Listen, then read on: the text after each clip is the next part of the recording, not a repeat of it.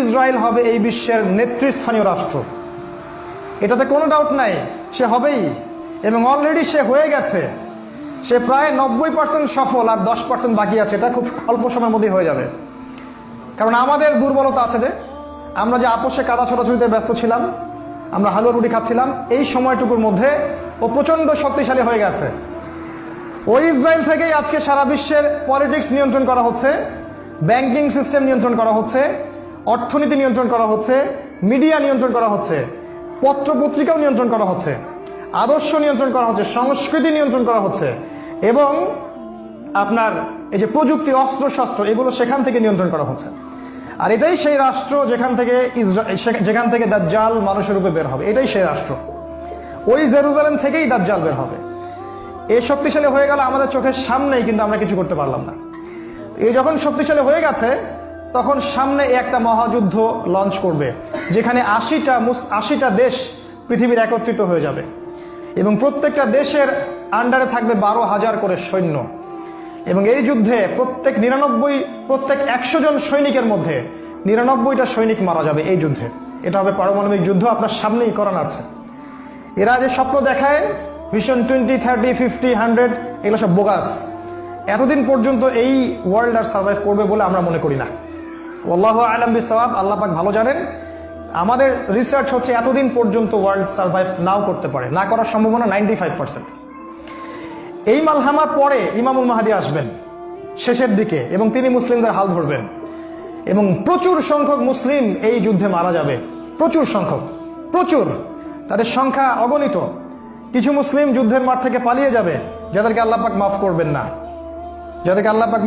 না, আর অল্প কিছু মুসলিম বাকি থাকবেন, যাদের হাতে আল্লাহ রাব্বুল আলামিন এই যুদ্ধের শেষের দিকে গিয়ে বিজয় দান করবেন ইনশাআল্লাহ।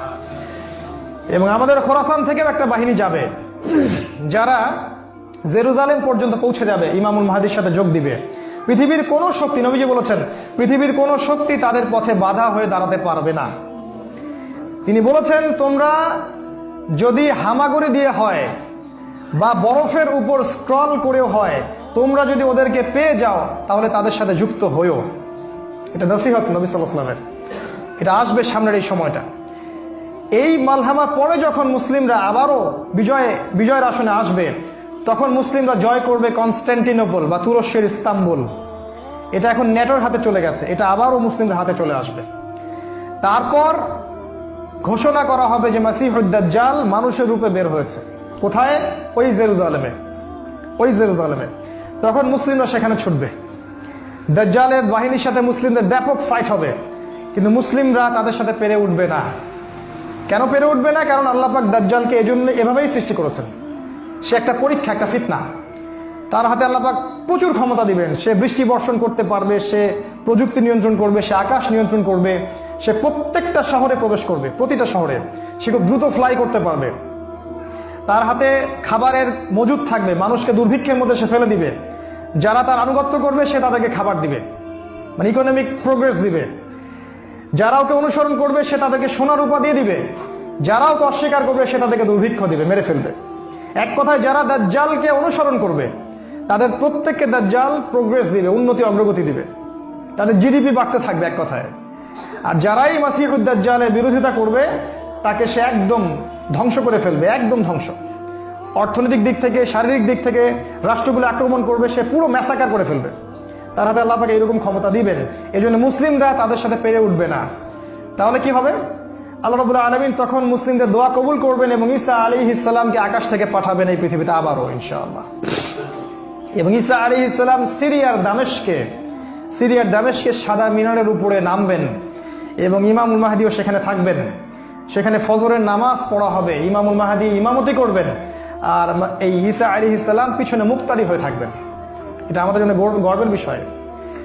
এরপরে ঈসা আলাইহিস সালাম বলবেন যে অবরোধ তুলে দেওয়া হবে, মসজিদের দরজা খুলে দেওয়া হবে এবং ঈসা আলাইহিস সালামকে দেখা মাত্রই মাসিহুদ দাজ্জাল পালাতে শুরু করবে এবং দাজ্জালের বাহিনী অর্থাৎ ইহুদি খ্রিস্টান সভ্যতার সাথে মুসলিমদের যুদ্ধ হবে। নবী সাল্লাল্লাহু আলাইহি ওয়াসাল্লাম বলেছেন, হাদিসে শোনেন, নবীজি বলেছেন লাতুকাতিলুন্নাল ইয়াহুদ, শেষ জামানায় তোমরা অবশ্যই ইহুদিদের সাথে যুদ্ধ করবে, অবশ্যই করবে। এমনকি কোনো ইহুদি যদি পাথরের পিছনে লুকায়, তখন সেই পাথর কথা বলবে, ইয়া মুসলিম ইন্না ওয়ারা আল ইয়াহুদ তাআলাউ ফাকতুলহু, হে মুসলিম আমার পিছনে একজন ইহুদি আছে, আসো তাকে হত্যা করে যাও। এটা পাথর পর্যন্ত কথা বলবে। ফিলিস্তিনের বাবে লুদ নামক জায়গায় দাজ্জালকে হত্যা করা হবে। ওই বাবে লুদটা ইন্টারনেটে গিয়ে দেখবেন, সেখানে ইসরায়েলের বিমানবন্দর তৈরি করা আছে এখন। এই বাবে লুদেই এখনই তৈরি করা আছে। আমি একটু আগে বললাম যে দাজ্জাল আকাশ নিয়ন্ত্রণ করবে, ওই বাবে লুদের এয়ারপোর্ট থেকেই সে আকাশ নিয়ন্ত্রণ করবে। আমার মত এটা আমার মত, আমার বুঝ এটা। ওই বাবে লুদে সবচেয়ে বড় একটা এয়ারক্রাফটের ঘাঁটি তারা মজুদ করেছে এই বাবে লুদের মধ্যে, প্যালেস্টাইনে। আর ওই জায়গায় ঈসা আলাইহিস সালাম এই মাসিহুদ দাজ্জালকে হত্যা করবে। এরপরে ঈসা আলাইহিস সালাম জেরুজালেম থেকে ইমামুল মাহদিকে সাথে নিয়ে পুরো বিশ্বে ইসলামী খেলাফা বাস্তবায়ন করবে। পুরো বিশ্বে নবীজি বলেছেন, একটা পাকা বাড়ি একটা কাঁচা বাড়িও বাদ থাকবে না যেখানে ইসলামের কালিমা লা ইলাহা ইল্লাল্লাহ প্রবেশ করবে না। একটা কাঁচা বাড়ি একটা পাকা বাড়িও বাদ থাকবে না। এরপরে ঈসা আলাইহিস সালাম 40 বছর এই পৃথিবীতে ইসলামী খেলাফা বাস্তবায়ন করবেন। নবীজি বলেছেন, পৃথিবীতে কোনো জুলুম থাকবে না, কোনো রকমের অন্যায় পাপাচার থাকবে না। বাঘে এবং হরিণে এক ঘাটে পানি খাবে, কেউ কারো প্রতি কোনো অবিচার করবে না। এক একটা ফল হবে বিশাল বিশাল, আল্লাহ পাক বরকতের দরজা সব খুলে দিবেন। প্রচুর বৃষ্টিপাত হবে, মাটি উর্বর হবে, প্রচুর সুজলা সুফলা হয়ে যাবে এই পৃথিবীটা। আবারও আগের অবস্থায় চলে আসবে পৃথিবীটা ইনশাআল্লাহ। কোনো দূষণ থাকবে না, কিচ্ছু থাকবে না ইনশাআল্লাহ। এই 40 বছর তিনি রাজত্ব করবেন, তারপর তিনি মারা যাবেন এবং তাকে দাফন করা হবে রাসূল সাল্লাল্লাহু আলাইহি ওয়াসাল্লামের কবরের পাশে। আর ইমামুল মাহদী আরো আগেই মারা যাবেন। তিনি 7 বা 9 বছর রাজত্ব করবেন, এই মুসলিম উম্মাহকে নেতৃত্ব দিবেন। এই অবস্থাটা সামনে আসতে যাচ্ছে।